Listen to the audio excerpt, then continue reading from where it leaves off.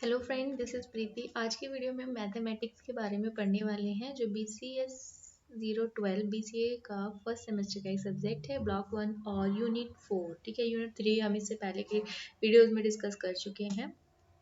Mathematical induction unit 4 का name है।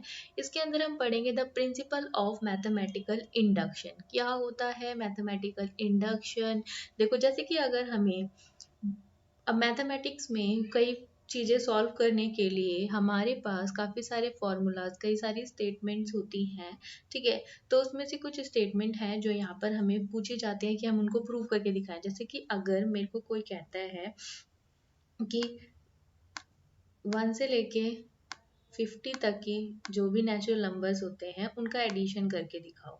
ठीक है, तो मुझे ये एडिशन करने में काफ़ी ज़्यादा टाइम लग जाएगा। ठीक है, तो मतलब अगर मैं करने बैठूंगी 1 से लेके 50 तक सारे एडिशन करने बैठूंगी तो यहाँ पे मुझे थोड़ा टाइम लग जाएगा। 1 करूंगी, फिर उसके बाद 2 3 4 5 6 7 8 मतलब इतने। और अगर हमसे कोई कहता है कि 100 तक करके दिखाओ तो मतलब हमें थोड़ा ज़्यादा टाइम लगने वाला है। तो उसको हम उस टाइम को बचाने के लिए हम एक फॉर्मूला लगाते हैं, n n+1, ठीक है, डिवाइडेड बाय 2। ठीक है, इस तरह से हम इस फॉर्मूले को यूज करते हैं।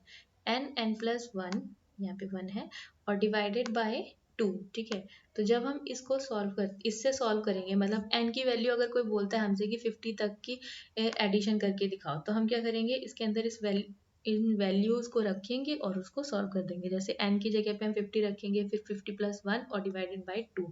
ठीक है, जब हम इसको सॉल्व करेंगे तो हमें एडिशन मिल जाएगा। ठीक है, तो इस तरह की कुछ और भी मैथमेटिकल स्टेटमेंट होती है, तो उन स्टेटमेंट्स को प्रूव करना ही हम मैथमेटिकल का जो प्रिंसिपल होता है उसके जरिए से प्रूव करते हैं। ठीक है, तो इसके अंदर हम देखते हैं क्या क्या होता है ये। ठीक है, तो जैसे कि अगर हमारे को ये एक डोमिनोज दिया हुआ है, ठीक है, जिसके अंदर अगर मेरे को इसको चेक करना है कि ये गिरेगा या नहीं गिरेगा, तो सबसे पहले मैं क्या चेक करने वाली हूँ कि फर्स्ट वाला जो डोमिनो है उसको गिरा के देखूंगी कि ये गिर रहा है या नहीं गिर रहा। फिर उसके बाद रैंडमली किसी भी डोमिनो को चूज करूंगी, फिर उसको गिरा के देखूंगी क्या वो गिर रहा है या नहीं गिर रहा। ठीक है, फिर उसके बाद में ये चेक करेंगे ना कि वो नेक्स्ट वाला जो उसका टर्म है वो गिर रहा है या नहीं गिर रहा। मतलब किसी भी हमको बोलते हैं ना बेस्ट 3 करके दिखाओ, है ना। इसी तरह से ये याद रखना है कि हमें इसके अंदर भी बेस्ट 3 चीज़ें करनी है। ठीक है, तो फर्स्ट हमें क्या करना होता है वो अभी चेक करते हैं। फर्स्ट हमें इसमें क्या करना होता है, पहले जो भी हमें स्टेटमेंट दी हुई है पी एन के फॉर्मेट में, जो भी हमें स्टेटमेंट दी हुई है इन्वॉल्विंग द जो भी एन है वो किससे बिलोंग करता है, नेचुरल नंबर से बिलोंग करता है। ठीक है, अब फर्स्ट हमें क्या करना होता है कि हमें ये ट्रू करना होता है कि जो वैल्यू दी है P1 की वो ट्रू है या नहीं है 1 के लिए। और अगर नहीं, मतलब फिर उसके बाद सेकंड स्टेप हम करते हैं कि जो भी, मतलब अगर कई बार क्या होता है कि कहीं कहीं पे ना ऐसे दिया होता है, यहाँ पे नेचुरल नंबर में ना ये दिया होता है कि n जो है वो ग्रेटर देन 2 है, ग्रेटर देन 2 है या ग्रेटर देन 3 है।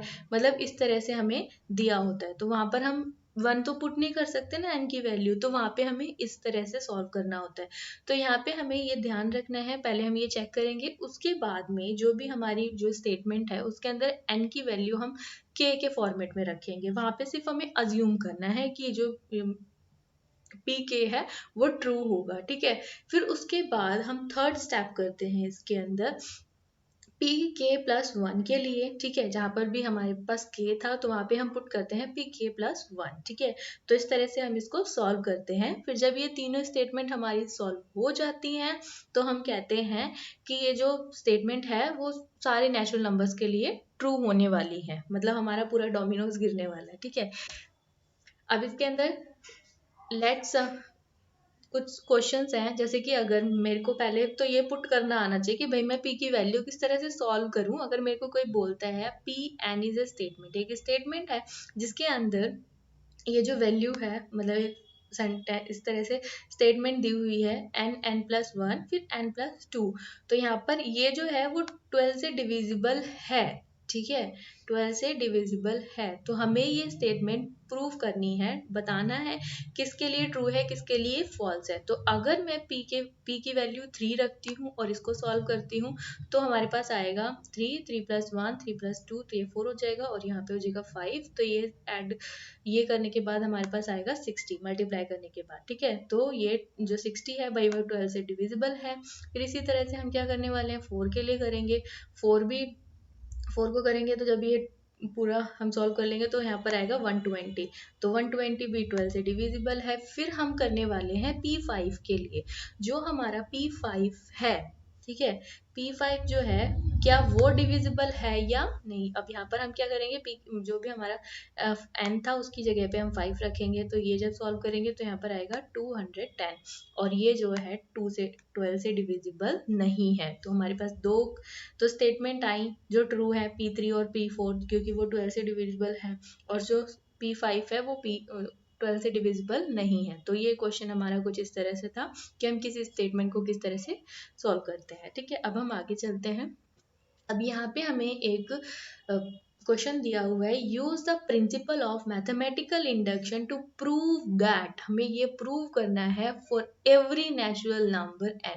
यहाँ पर देख सकते हो कि यहाँ पर एक पर्टिकुलर मतलब नंबर दिए हुए थे 3 4 5। यहाँ पर हमें कोई नंबर नहीं दिया, यहाँ पे हमें बोला है कि हमें ये बताना है कि सारे नेचुरल नंबर्स के लिए जो स्टेटमेंट है वो ट्रू है या नहीं है। तो यहाँ पे हमें सबसे पहले क्या करना पड़ेगा, n की वैल्यू को रखना पड़ेगा 1। ठीक है, let P n denote the statement. जो पी एन है वो डिनोट कर रहा है इस स्टेटमेंट को। ठीक है, तो इसके बाद हम क्या करने वाले हैं, पी 1/2। अब यहाँ पे देख रही हो ये मल्टीप्लाई में है ना, तो हम क्या करते हैं, ये वाला हमने चूज कर लिया 1 और 1 मल्टीप्लाई 2 करेंगे तो 1/2 आने वाला है। इसी तरह से हम इस स्टेटमेंट में रखने वाले हैं। ये हमारी लेफ्ट हैंड साइड थी और ये हम राइट हैंड साइड करेंगे। ठीक है, राइट हैंड साइड पे जब हम इसको सॉल्व करेंगे तो यहाँ पे 1 आ गया। ठीक है, 1 और 1 प्लस में 1 तो ये हो जाएगा 1/2। तो ये हमारा फर्स्ट जो हो गया वो दोनों साइड के लिए ट्रू हो गया क्योंकि हमारी लेफ्ट हैंड साइड में 1/2 आ गए और राइट हैंड साइड में भी 1/2 आ गए। अब हम क्या करने वाले हैं, this shows the result whole. मतलब अब हमें क्या अज्यूम करना है ये कि जो पी के रखने वाले हैं वो सारे नेचुरल नंबर्स के लिए ट्रू होगा। तो हम जहाँ पे भी n देख रहे हैं वहां पे हम क्या कर देंगे, k की वैल्यू को रख देंगे। ठीक है, n की जगह पे सिर्फ हमें यहाँ पर क्या करना है, k रखना है। तो हमने ये रख दिया, इसको हमने फर्स्ट इक्वेशन नाम दे दिया। इस तरह से इसको सॉल्व करेंगे। ठीक है, आगे क्या करने वाले हैं हम कि यहाँ पर अब हम जब हमने अज्यूम कर लिया कि ये सारे के लिए है, ट्रू है, तो अब हम क्या करने वाले हैं, we shall now show that जब जो भी हमारे पी के था उसकी जगह पे हम रखने वाले हैं पी के प्लस 1। ठीक है, वेयर जहाँ पे भी हमारा पी के प्लस 1 होगा। अब यहाँ पे क्या होगा, फर्स्ट यहाँ तक तो सेम था, उसके बाद यहाँ देखो यहाँ पे हमारा क्या था, ये आ गया, इसकी जगह पे हमने रख दिया। अभी यहाँ पे हमने इसको भी सॉल्व कर दिया, जो हमारा ये था। ठीक है, इसकी जगह पे हमने रख दिया k+1 k+1+1। ठीक है, ये हमने यहाँ पर रख दिया। इतना हो गया हमारा। इसके बाद में यहाँ पे आप देख सकते हो k+1 और k+2, मतलब इसको जब सॉल्व करेंगे तो हमारा ये आंसर आना चाहिए। ठीक है, ये किस तरह से आएगा वो भी हम देख लेते हैं।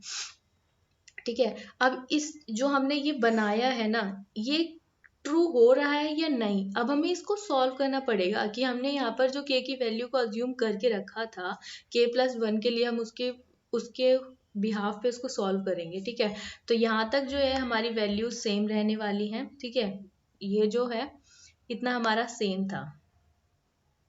ठीक है, इसके बाद में हम यहाँ क्या करेंगे, 1/k+1 और k+2 ये कैसे आएगा, ये आएगा हमारा इसमें, जैसे हमने बोला था ना कि k+1 के लिए करेंगे तो फर्स्ट यहाँ तक तो हमारा सेम रहने वाला है k तक के लिए। फिर जब हम k+1 के लिए मतलब k+1 के लिए करेंगे तो 1 आएगा यहाँ पर, और जो बाकी टर्म थी वहां पर आ जाएगा k+1 फिर k+1 ब्रैकेट में।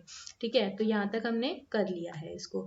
अब आप देख सकते हो इसके अंदर कि इतनी जो स्टेटमेंट है ये हमारी ये जो अभी रखा है हमने यहाँ तक, ये हमारा फर्स्ट इक्वेशन के इक्वल है। तो हम इसकी जगह पे रख सकते हैं k+1 इतना रख सकते हैं।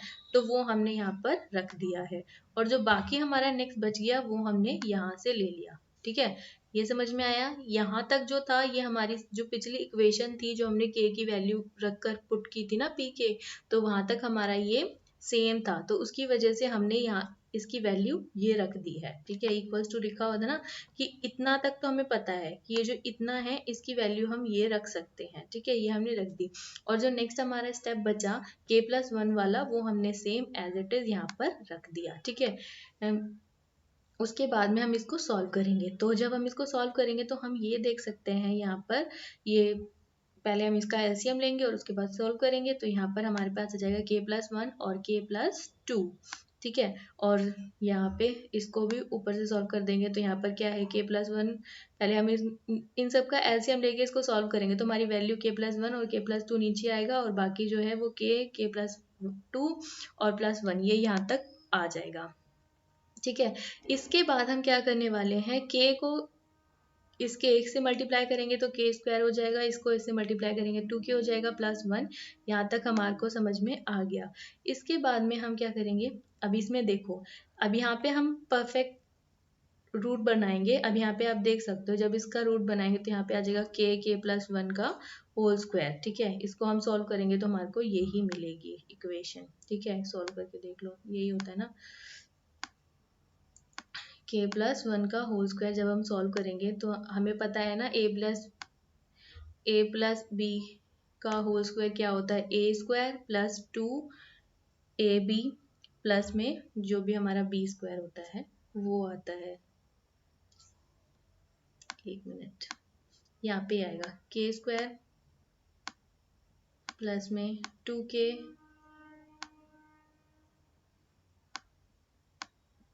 और प्लस में हमारा जो भी ये है b, तो यहाँ पे b आ जाएगा। ठीक है, यही हमारा वो होता है 1, b यहाँ पे क्या है 1 है। तो यहाँ तक हमने सॉल्व कर लिया। उसके बाद में हम इसको इस तरह से लिख सकते हैं। यहाँ पर इसकी वैल्यू देखो k+1, ठीक है, k+1 और k+1 एक बार कट जाएगा तो यहाँ पे हमारे पास सिर्फ एक k+1 बचेगा और k+2 बचेगा। तो यहाँ पर हम देख सकते हैं कि जो हमारी राइट हैंड साइड है वो